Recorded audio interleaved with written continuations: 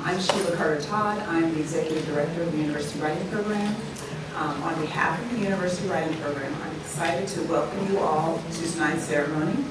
Thank you for joining us as we celebrate and elevate our Fall Showcase honorees. Thank you for joining us as we come together for this particular event.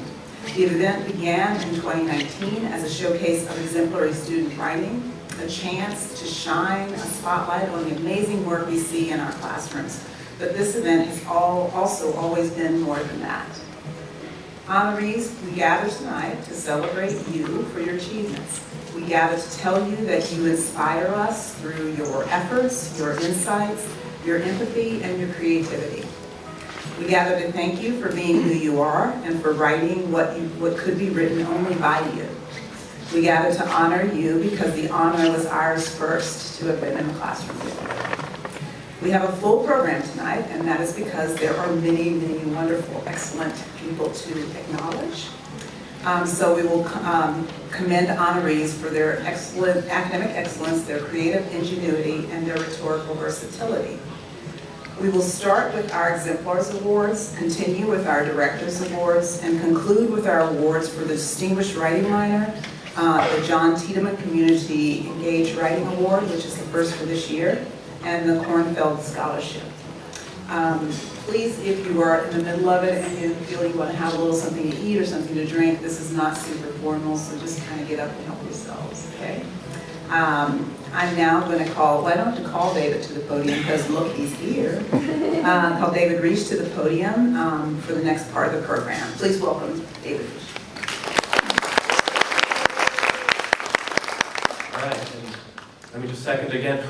Welcome everyone, and thank you so much for joining us. I know, especially right around midterm and advising season, it's not necessarily the least stressful time for us to be doing this, but hopefully we can make your night. Now, let me just start with a little bit of logistics for the evening. So, in preparation for this event, I've asked my wonderful colleagues to write a bit of feedback for each of you. Don't worry. All of it is glowingly positive and none of it was AI generated. As we progress through our program, we will invite each awardee to approach the podium and receive their award certificate. And at the same time, we'll read the praise written by your instructor.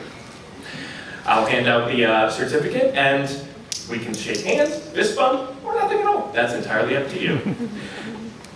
Now, since not all of our awardees could join us for this evening, at least not in person, but we're going to celebrate them nonetheless.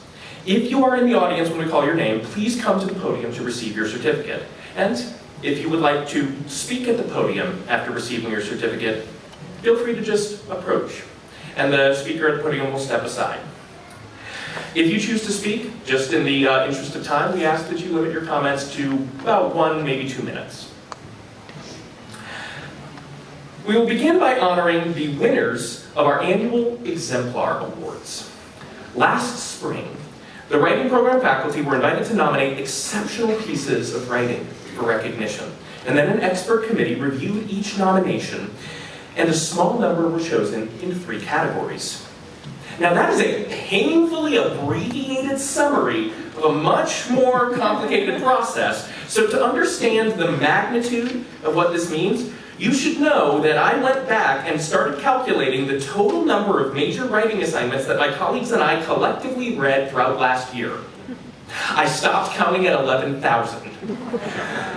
Out of that number, here are the 15 that stopped us in our tracks.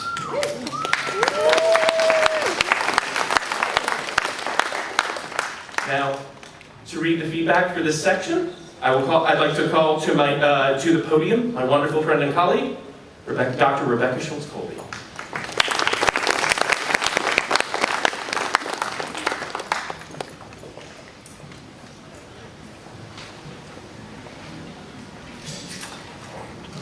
Our first category is exemplary writing in an academic genre. Students here at DU are often asked to produce writing that reflects scholarly habits, including research arguments and ethnographies.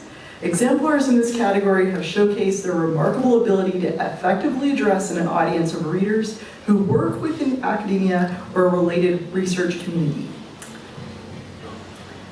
Our first honoree is Jake Bartlett.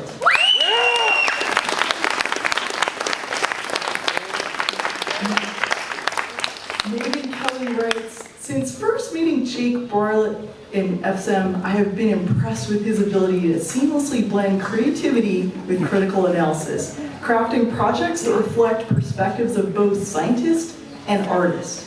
In Jake's final FSEM portfolio, his definition of education demonstrated a deep commitment to making a positive impact on the world. Education, he wrote, is about caring for something so much that you spend time trying to fix that thing. By this definition, his RIT 1133 project, More Than a Meal, Sustainability in the Dining Hall, powerfully showcases how much he cares, not just about sustainability, but about the people and systems that make up our campus life. In his ethnographic study of DU's dining hall, Jake explores sustainability through environmental and social lenses. His observations are rich with insight and empathy, from his descriptions of the friendships formed over shared meals to an explanation of the structural realities between Sodexo and DU that serve as barriers to sustainable action. Jake's project not only earned this recognition as an academic exemplar, but also led to an offer by Sodexo to serve as a sustainability intern. Congratulations, Jake.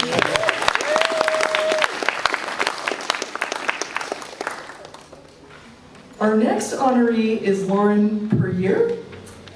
So I wrote, since she was my student, in honors RIT 1733. From pretty much the first day of class, Lauren and I were both extremely excited about her ethnographic research project. So as an avid League of Legends player, Lauren was examining players' toxic speech.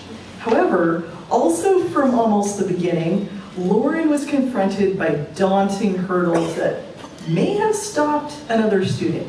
Working long hours at a restaurant, nerve pain that flared up with stress, and neurodiversity that made meeting writing deadlines difficult.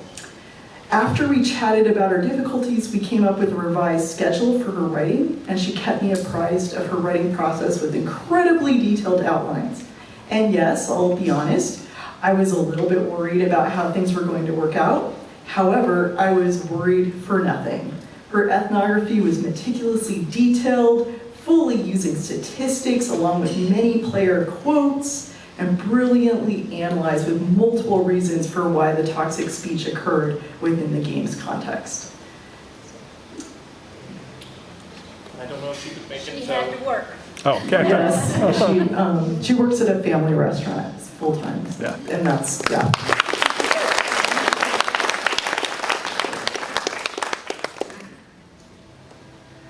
So our next honoree is Samuel Rove. Heather Martin writes, Samuel Rove is the recipient of the Academic Exemplar Award for his project, The Cost of Healthy Eating for College Students. Drawing on scholarly research, field observations and interviews, and thoughtful analysis, Samuel explored how financial constraints and access challenges shape students' dietary choices and academic performance. He spoke with peers, observed dining habits firsthand, and combined these insights with national research to show how high costs, time pressures, and limited options can push students towards less nutritious food, affecting both well-being and academic success. Samuel's work demonstrates intellectual rigor, empathetic engagement, and exceptional writing.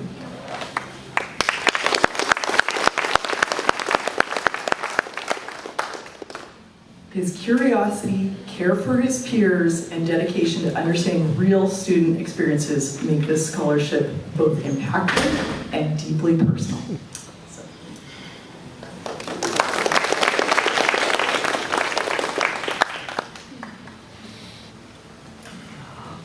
Our next honoree is Radana Sumro. And I apologize if I butchered that. April Chapman-Ledwig writes, in my Read 1133 course, the culminating assignment is an autoethnography that asks students to balance personal memory with qualitative research. Rudena's autoethnography, Allah's Words, My Mistakes, and the Mercy in Between, is a multisensory experience. The Quran is described as a beating vessel of time, with a spine that releases a sigh and the faintest trace of Bakor, a living scripture. Rudena's study explores how this living scripture often teaches balance, but clashes with modern life, and how this tension is particularly acute for young Muslims navigating multiple cultural worlds. Her writing beautifully blends academic prose with the poetic, encouraging the reader to feel the weight of her words. She writes, sometimes I wonder if the ink on these pages recognizes me, if the letters remember the child who once stared at them in awe, or the woman who now reads them with a heart both heavier and lighter than before. Congratulations, Rudena. Your work deserves to be celebrated.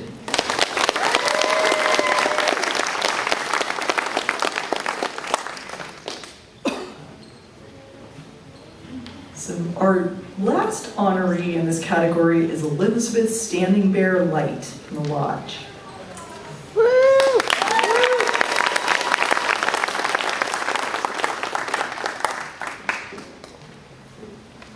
Brad Benz writes, Elizabeth Standing Bear Light in the Lodge is a member of the Rosebud Sioux Tribe. She holds the leadership positions on campus, including in the Native Student Alliance, where she serves as the co-chair of this year's New Beginnings Powwow. In her Writ 1133, her ethnography, Hoka Hey, provided an insightful look at the historic roots of powwows, as well as their ongoing significance as intertribal ceremonies. In her research, she gathered intergenerational knowledge of Lakota beliefs, interviewing tribal members, and incorporating their perspectives of powwows. As a marketing major, Elizabeth also showcased her abilities to explain technical and expert knowledge to non-experts, as when she analyzed the intricate beadwork on the moccasins worn during powwows. For these reasons and many more, Elizabeth Standing Bear Light has earned this Writing Exemplar Award.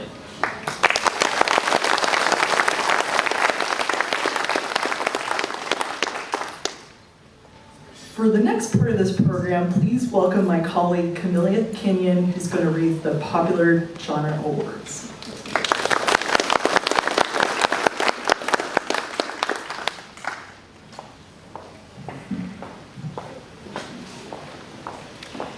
All right. Our second category is exemplary writing in a popular genre. While academic genres are an important part of a scholar's writing life, they are certainly not our only genres, and academic readers are not our only readers. Exemplars in this category have showcased their ability to effectively address a broad audience of both professional and casual readers. Our next honoree is Lila Ash.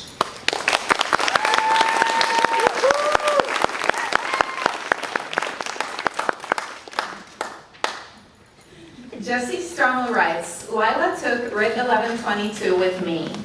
This class focuses on horror, circling the genre as a way of thinking about how the shape of a piece of writing influences its content. We write in multiple different forms in this class, playing with academic writing at its edges. Lila is an exceptional academic writer, but found ways to carefully push on the genre.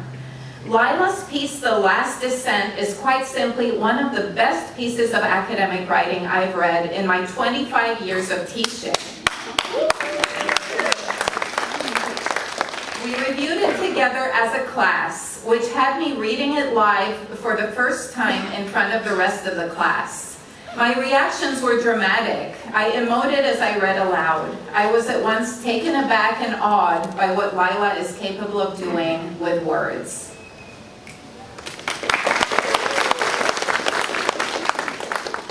Our next honoree is Lexi Guaku, and this was my student, and I write, Lexi's exploration of her hybrid African-Irish identity in her compelling autoethnography draws in readers through a masterful blend of personal narrative and scholarly research. Lexi vividly recreates key moments in her journey to Zimbabwe to visit relatives in her father's homeland. She contextualizes this narrative through key scholarly texts on hybridity, ranging from Homi Bhabha's classic study to contemporary perspectives. Lexi's writing has a broad relevance and impact on her audience, including those who may be searching for their own roots.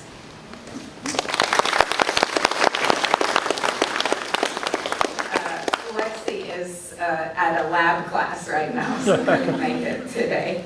Our next honoree is Anya Krantz.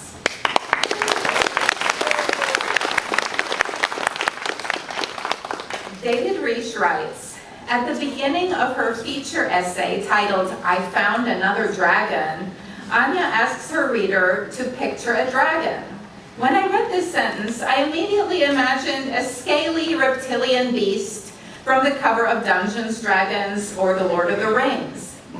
Of course, Anya was one step ahead of me, predicting my picture and then inviting me to imagine differently, to find another dragon under the sea or beyond the sky or at a crossroads. As her essay unfurls, not unlike the coils of a snake or the wings of a wyvern, Anya pushes her reader to see not only the dragons in our stories, but also the stories within our dragons. Anya is not only a writer of the highest caliber, but also a spectacular guide for anyone who dreams of walking through a different door, hoping to find a serpentine road that stretches to the horizon of imagination.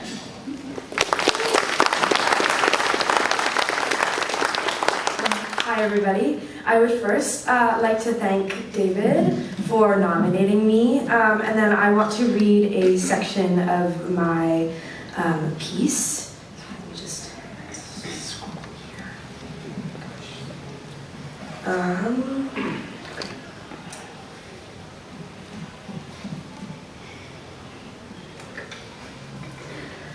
There are dragons in almost every culture and mythology: Norwegian, Chinese, Aboriginal, Greek, and many more that I do not have time to name. It isn't because we fear them, it is because we revere them. They are devices of story, of connection. Large beasts that take to the sky may seem scary, but they represent so much more. They are sitting around a fire, telling tales of giant beasts that fly and eat unsuspecting women on their wedding night. They are a warning for children to not wander off into the night. They are gods in their own right. Dragon, noun. Beloved creature that worms its way through every crack and crevice of our world, the literal world serpent. From the waterfalls of Australia to the pages of a good book. It has many forms, creativity unimaginable. A giant serpent circling the earth, tiny spark igniting winged reptile, gold guarding greed itself. There are many dragons on this planet. I think my favorite was always the dragon from Dragon Tales. Friendly, kind, a perfect friend for discovering the magic that this world has to offer.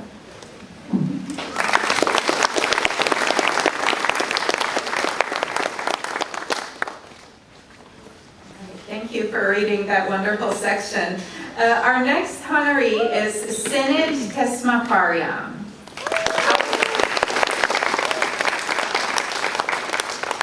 Alfredo Uzu-Ansak writes, in Tigray, the war of the world chose to forget. Sinit challenges her audience to reimagine war. Her masterful use of imagery showed her understanding of writing for the senses, as she draws on our collective forgetfulness to reestablish a collective memory of how devastating war is. In a time where war is being glorified, writers like Sinit can be the counter-narrative we need.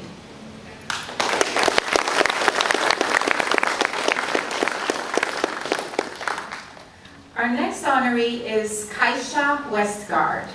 L.P. Picard writes,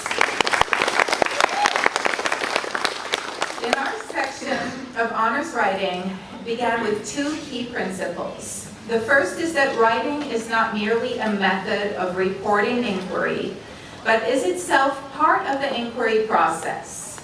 The second is that rhetoric allows people to act as agents of social change by moving an audience to new places of understanding. Kaisha's essay, A Case of Mistaken Identity, beautifully embodies both principles. When tasked to pick a topic to investigate, grapple with, and unpack over our 10 weeks together, Kaisha selected an aspect of her own identity for critical consideration. What is assimilation? What are the active, passive, and cultural forces of assimilation? Should it be embraced? Can it be avoided? And what does Asian American really mean? Kaisha elegantly weaves sources from the fields of sociology, linguistics, and political science into her own narrative, collapsing the barriers between author and subject as her writing becomes a space of self-inquiry. The result is a deeply moving and expertly crafted act of essaying. So I would now like to,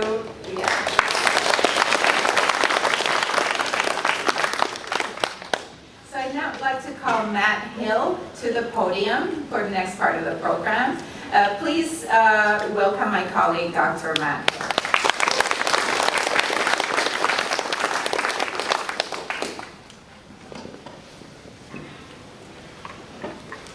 Okay.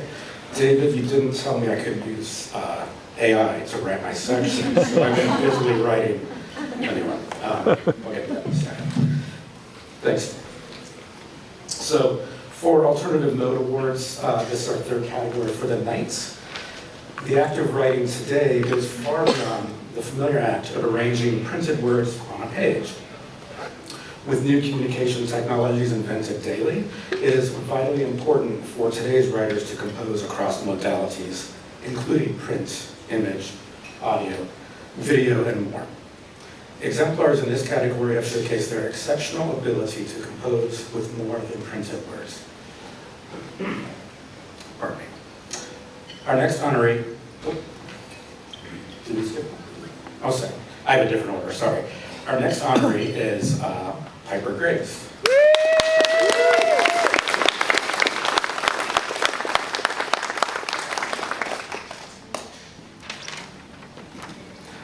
On the phone, actually ours is a cheat sheet for pronouncing things in her document here.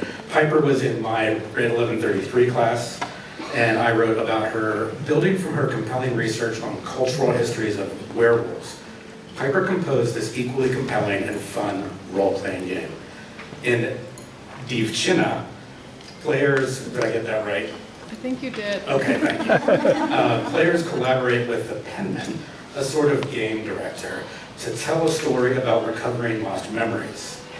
In the opening section, entitled Navigating Memories, Piper brilliantly obscures a seemingly important rule about memories with an ink blot, perhaps spilled by the penman and thus building a mystery from the start. One basis for this game is Lumia, a Ukrainian woman who loved a witch but was tragically killed by her husband before she could be with the witch. The game introduces timely narratives of imagination, loss, and forbidden loves in a sort of magical realist world, a world infused with Eastern European, Irish, and German myths. Within these myths, Piper encourages players to co-create a world full of supernatural intrigue and loss that is grounded in specific cultures.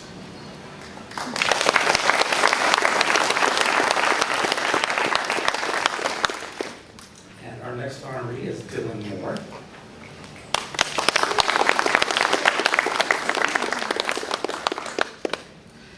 Logan Middleton writes, in my Writ 1133 course, students are asked to take a critical eye to the university in both understanding and researching its relationships with gentrification, militarization, and policing, among other topics. For their final project, students are asked to translate their research into a multimodal artifact, a text that extends beyond the confines of words on a page and reaches toward audiences beyond those in our classroom. Dylan's musical composition, Universities and Gentrification, artfully extends the assignment into sonic interpretive terrain. His jazz neo-soul composition makes use of atonal dissonant notes to highlight the deleterious effects of university-driven redevelopment and displacement. In doing so, Dylan offers us a thoughtful, creative soundscape that musically grapples with a complex phenomenon we all participate in.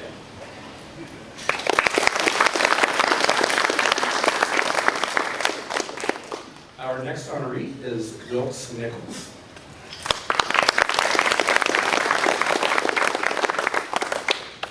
Rob Gilmore writes, in my Writ 1133 class, we delve into the university archives to recover the voices and stories of DU in years past, then share them with today's DU community in digital exhibits. Greek life at DU is a popular topic, but students often find that the complex relationships between universities and Greek letter organizations defy easy explanations. Wilkes' project offers the most coherent, nuanced, and thorough examination of Greek life in DU that I have seen. It's a story about the experiences of women at DU navigating the challenges of their time. It's a story about finding support and opportunities in a broader national movement, and it's a DU story that hasn't been told but needed to be.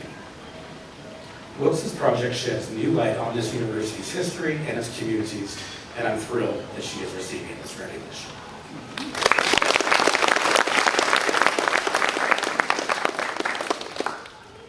Our next honoree is Kate Zagrassi.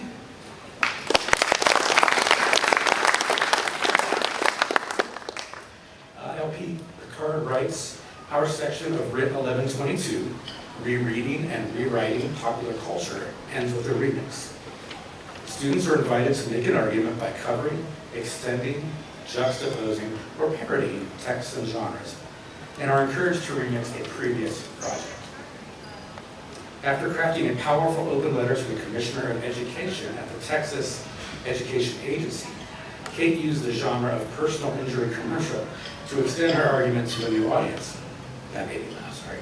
Not only did Kate masterfully create the conventions of the personal injury ad, but she maintained her compelling argumentation, never letting the satire compromise her purpose. In 90 seconds, she identifies the major concerns with current math pedagogy in Texas public schools, explores the impacts and consequences of this educational system, and delivers a clear call to action. Kate's final project is a perfect demonstration of her rhetorical savviness and flexibility.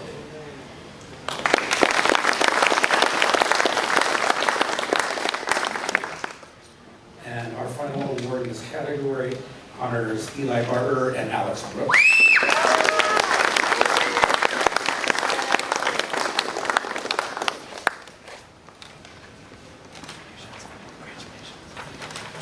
April Chapman Ludwig writes, in honors Writ 1733, I teach different elements to construct a short documentary, including narrative and research writing, interview techniques, audience awareness, and cinematography methods. Eli and Alex's documentary, Is It in the Cars?, explores the world of tarot reading and attempts to understand what motivates people to turn to these readings for answers about their lives. The film focuses on how intuition and spirituality are deeply intertwined and how tarot provides self-reflection, personal insights, and guidance for life's challenges. The film interweaves unique cinematography, B-roll of historical images, and moments of reflective documentary style, resulting in a story that encourages viewers to reflect on their own ways of seeking answers.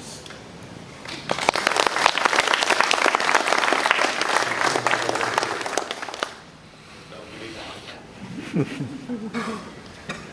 right.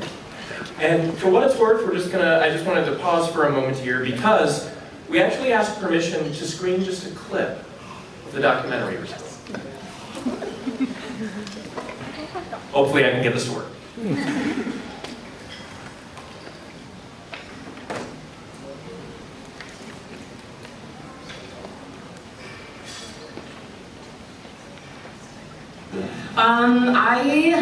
It actually started during COVID. Somebody did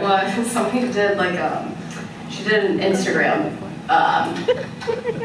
thing, like if anyone wants me to pull a card for you, and she pulled, and you'll know this, the Five of Pentacles, which is a card of loss and grief and sadness and all these things that I was really feeling, and the way that she talked about it, I was like, how was so accurate. So Tarot came to me in sort of a way to understand what was going on, as well as what can happen. Really was looking for something that would sort of help me figure out how to perceive the world and sort of how to take action with that.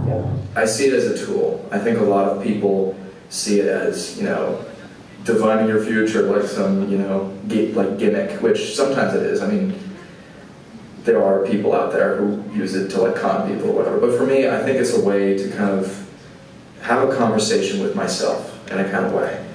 Maybe a year later, I wasn't doing it super frequently. I started to be maybe more open to my own psychic gifts and intuition. And as that started happening, I realized that tarot was a really good way for me to channel that in a boundaried way. Viewing the process of tarot lying in the intuition of the reader, it's much easier to understand how tarot can work as a beneficial tool rather than some dumb party trick. In order to interpret the symbols and wider narrative of the spread, the reader's intuition guides the conscious brain towards an interpretation that aligns with the reader's subconscious. Through this cooperation between conscious and unconscious mind, a higher sense of self-knowledge and self-education can be obtained, enriching the everyday life of the reader. Furthermore, the process of interpreting the cards improves how the very mind itself functions.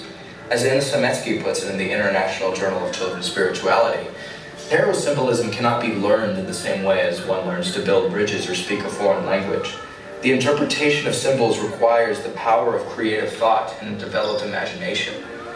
When approached productively, tarot can absolutely be a very powerful method to self-reflect and improve your very thinking. It makes a lot of sense why the use of tarot has skyrocketed in recent years. The use of tarot as a conduit for self-discovery and reflection is what makes the practice meaningful to so many people. It's not magic, it's just an opportunity to look inward.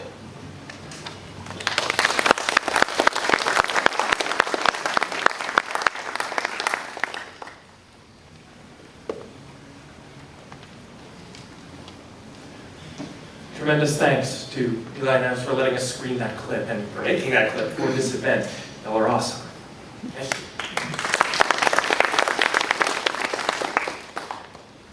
All right. So moving on to our next stage of the program. So we're now going to honor our Writing Directors awardees. So each spring, the writing program invites student writers to apply for a Writing Directors Award. Each student is nominated by a professor, see my earlier numbers, and the nominees assemble a portfolio of their best writing to be reviewed by an expert committee. A small number of applicants are chosen for awards, and one applicant is simultaneously chosen to receive our prestigious Kornfeld Writers Scholarship. Our next honoree is Esther Rosel-Chopin.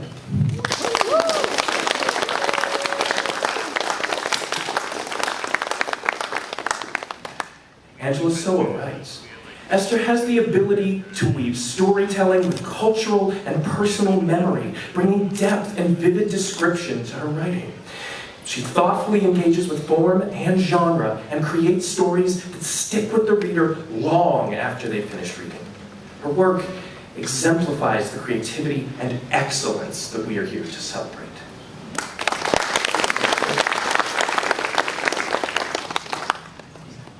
First of all, I want to thank my professor, Angela Soa, even though I don't think she's here. Thank you so much for nominating me. And I also want to say that a lot of reading in this portfolio was born not from imagination, but from a scar that, it's always with me.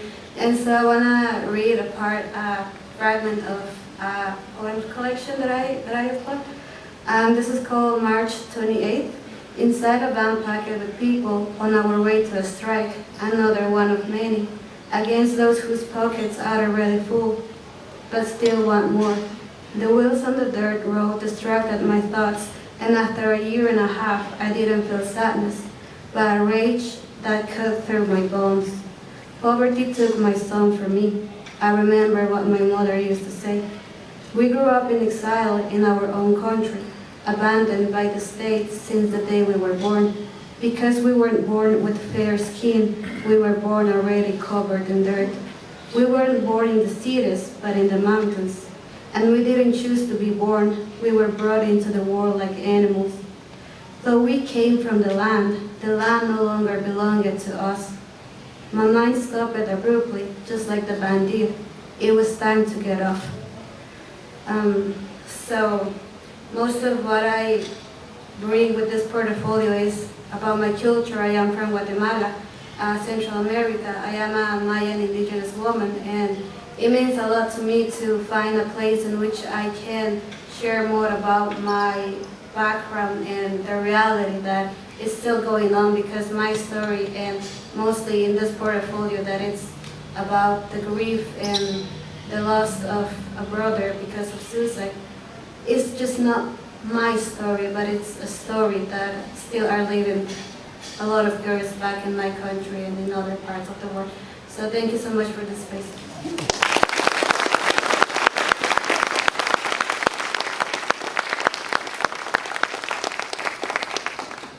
Thank you so much for sharing that.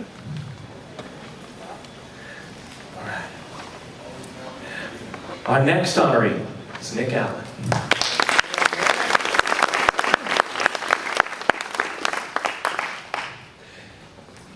Nick was my former student, so I have the honor of reading my own blurb here. I had the distinct honor of working with Nick in my WRIT 1622 course this past winter. In this course, I asked my students to reimagine the craft of rhetoric through the lens of creative work, including creative writing.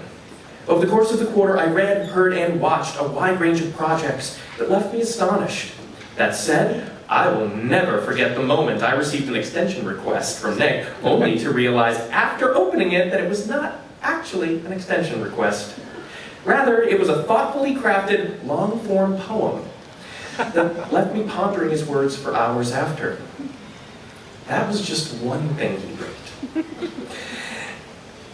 It may sound cliche, but I mean it when I say this. Nick is a writer's writer, someone who invests every word, every sentence, every project with inventiveness, empathy, purpose, and a singular sense of style. Whatever he writes next, I fully expect it to be impressive. But don't take my word for it. He has a habit of exceeding my expectations every time.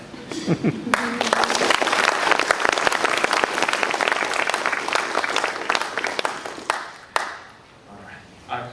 Our next honoree is McKenna Decker.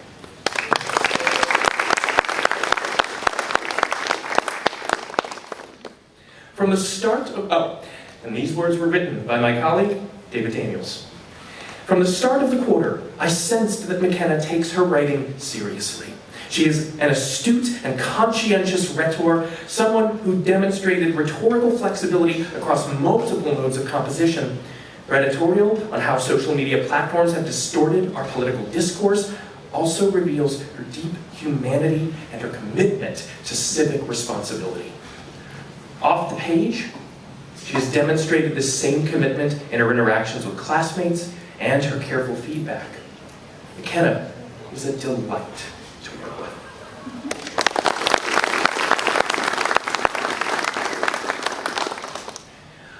Our next honoree is Kira Enright.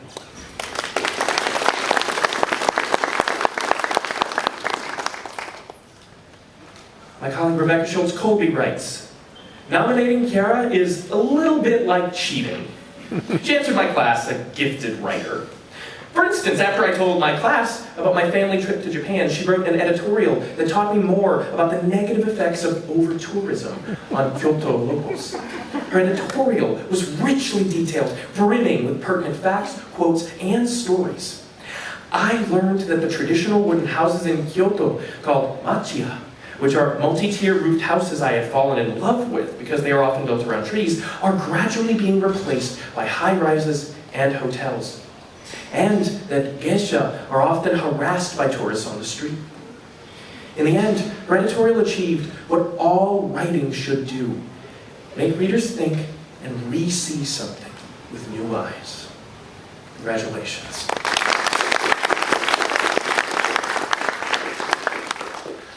All right, we still have a few more Director's Awards to go through, so at this point I would like to read the remaining blurs. I'd like to call to the podium my friend and colleague, Callie Morata.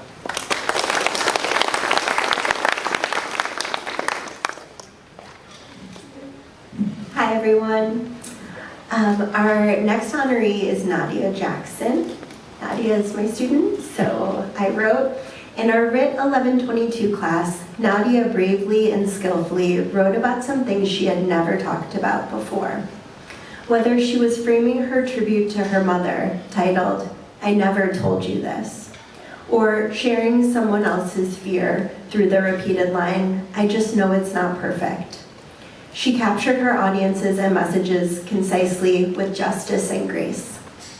But it was Nadia's experience with injustice and her imagining of what could have been that allowed Nadia to show her full range, intertwining traffic stop statistics and imagined events to help readers wish along with her for something boring and even ordinary, but peaceful instead. Nadia, I wish for you to stop being surprised when your writing is celebrated. You have so much to say and just the right way to say it. We are listening. Nadia couldn't be here today, but she sends her thanks.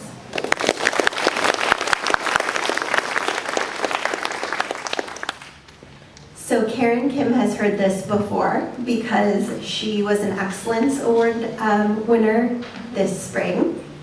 You can come up. Karen is also my student. Now she's being not only recognized by me, but our director. And I think this is worth saying a second time. My favorite moment of this quarter was during a group conference, engaging in peer review when the students noted major growth in another student's writing.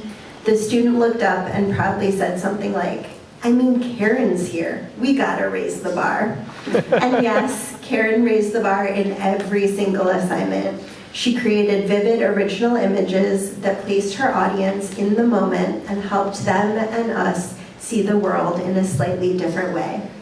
She made rhetorical choices catered to her audiences while drawing from her multilingual repertoire.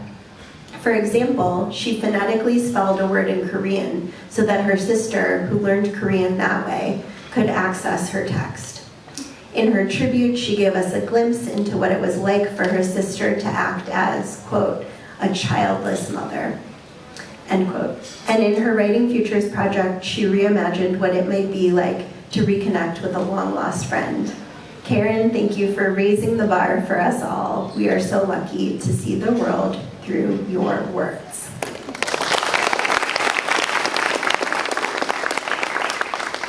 And if I mispronounce anyone's name, please correct me. So our next honoree is Ami Magana. I had the honor of encountering Ami's work in a small section of Writ 1622, Rereading and Rewriting Popular Culture. Throughout these 10 weeks, Ami readily embraced the challenges of our assignments and approached our tight-knit classroom as a true writing community. Ami offered her classmates rich, thoughtful, and generous feedback.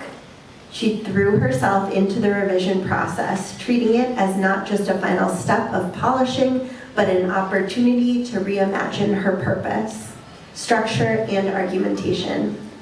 Across our quarter, I had the great pleasure of watching Ami develop more confidence in her voice, push the boundaries of her craft, and rekindle a sense of joy in her writing.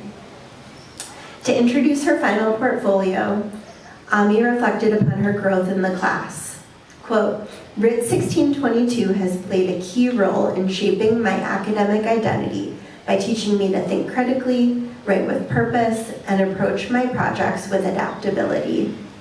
Despite my previous teaching, I was able to fully understand that writing is not just about producing a final product. It is about engaging in a process that deepens individual understanding. Ami embodies and exemplifies the core values of the DU Writing Program and is a worthy winner of our Director's Award.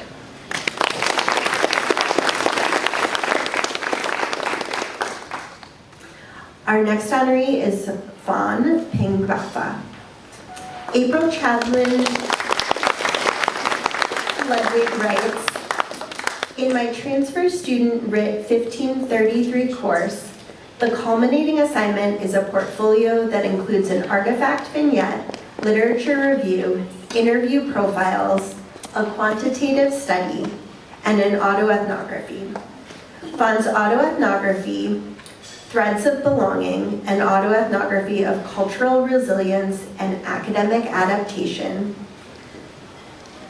demonstrates advanced skills in creative reflection, research methods, synthesis, and is adept at selecting and integrating secondary sources. From the seemingly simple ritual of her grandmother's cooking to understanding how this ritual acts as cultural preservation and a place of sanctuary in a world that feels unfamiliar, Fawn's writing highlights the voices of international students navigating a world that demands adaptation while offering little understanding of the sacrifices that adaptation requires. Her writing confronts the fine line between self-expression and self-preservation that international students often encounter, while truly showing a range of writing ingenuity. Now I will call my colleague, Brad Benz, to the podium.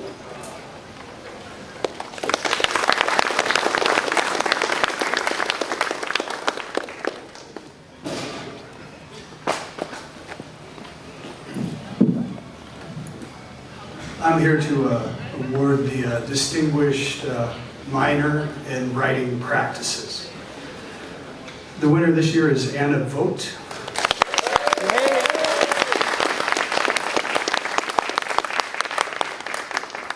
Anna earned the Writing Minor Award based on her work last spring in the Writing Minor Capstone. For her genre of revision assignment, she took a botany assignment that had asked her to study a plant for 2 weeks, and then she transformed that piece of writing into a creative nonfiction essay titled When Are Plants Born, and Why Do They Do That? In the piece, she ponders daffodils, pine needles, the jade plant in her dorm, connecting those to her limited time on Earth, to all of our limited time on Earth. Sorry, I lost it. Oh. And to birthdays and spice cakes and to loss. She writes, and this is from her piece, I can still visit the apple tree my father planted in our yard, but by the species standards, it's still a child. I see the length of my life stretched out before me, and I cringe. Millions of days, each composed of their own subunits capable of further division, on and on. It's true that our lives may be built on concentric circles tangling together. Each day is repeated, and we live in patterns. In a week, or a month, or a year from now, I'll live this same day again. We move through space, if not through time. So congratulations. My colleague Heather Martin will now introduce the John Tiedemann Award winner.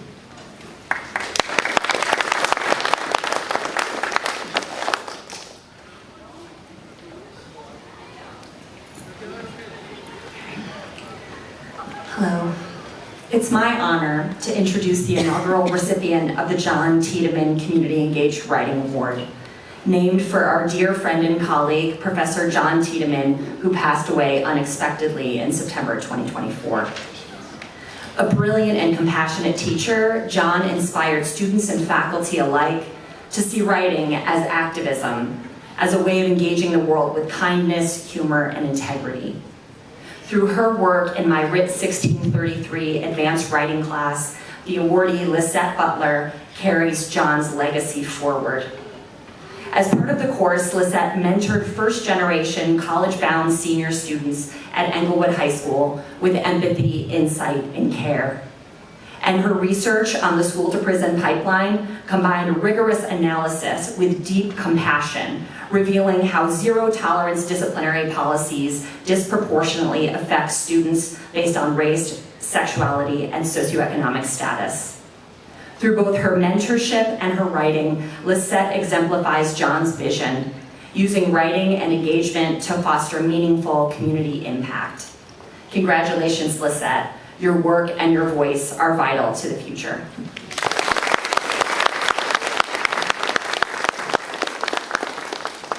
So I'd like to welcome my colleague Jessie Stommel to the podium for our final award this evening.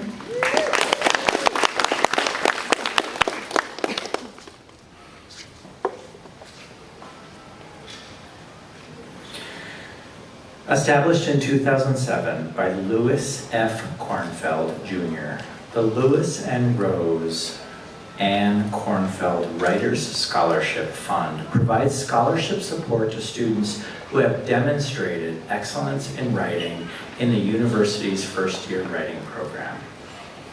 This year's Kornfeld Scholar is Juniper R.J. Koliker.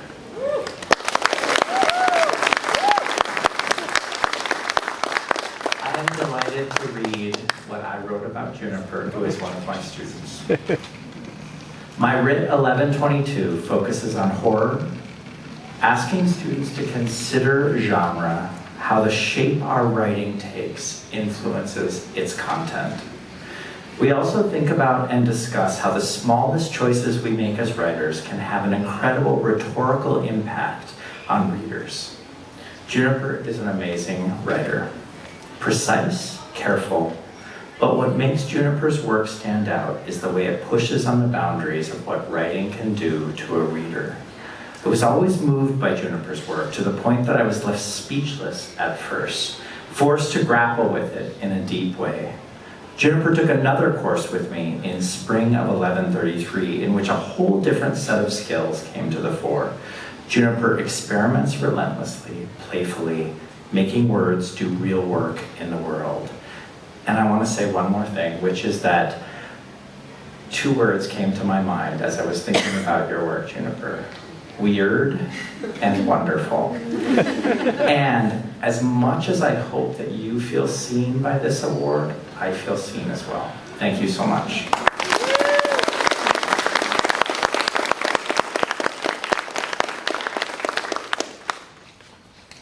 So I've been rewriting this over and over again, so I really hope I get this down to a reasonable amount. Feel free to cut me off. I want to start off by saying thank you so much for this award.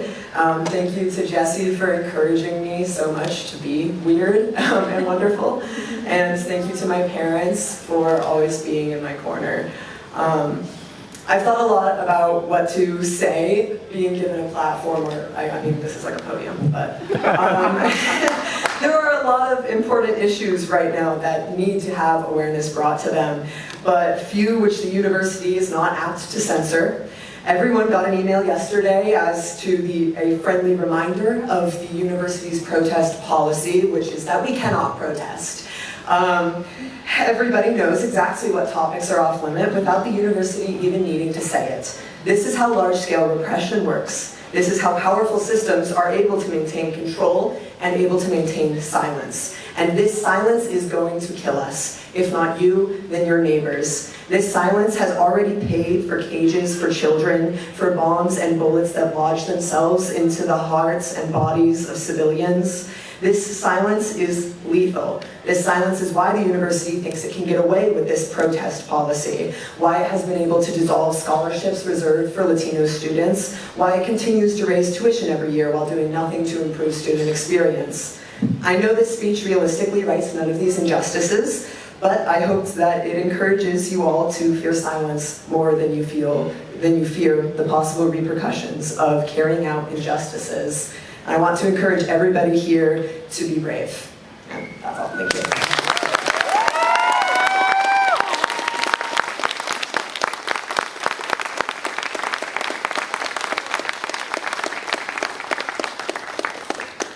Thank you so much for that. Thank you all for your voices tonight. You're the reason we're gathered here. And in closing, let me just say a few things. First of all, those broadsides, those are yours. Please take them home. And while you take them home, also take some food home. And also, if we could, we would love it if we could have all of our honorees gather up at the front of the stage so that we can take one last photograph with everyone. So that we can celebrate you on DU's website. Not just yet. One moment. But I do, before we get to that, just want to offer some acknowledgments. First of all, thank you to everyone named on the screen. Thank you to the entire University Writing Program. Thank you to all of our speakers tonight. Thank you to all of my colleagues who have helped make this event possible. I do, in particular, want to give a huge and tremendous shout out to my good friend and colleague, Amanda Thompson. Yeah. Who's right over there. I'm sure that y'all have been are familiar with the name if you've been receiving emails about this event, emails about excerpts, about the broadsides. In all honesty, this event would not have happened without Amanda's tireless efforts. I'm not kidding when I say that Amanda can take a to-do list the length of these windows and make it happen. It's honestly incredible.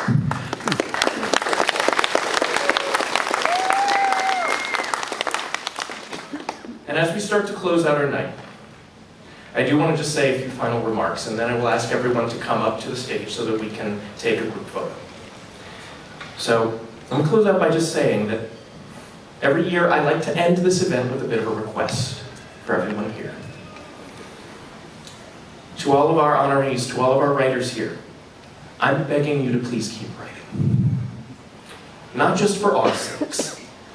We writing instructors, we already know how spectacular you are. I'm begging you to write because this world needs you to write.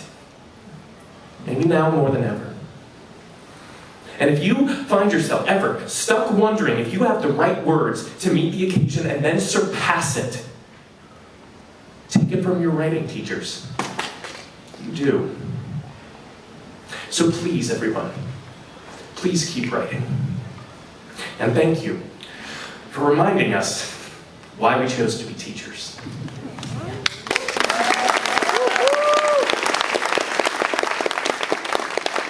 So, before you take your broadsides and food, why don't we have all of our honorees come up for a group photo?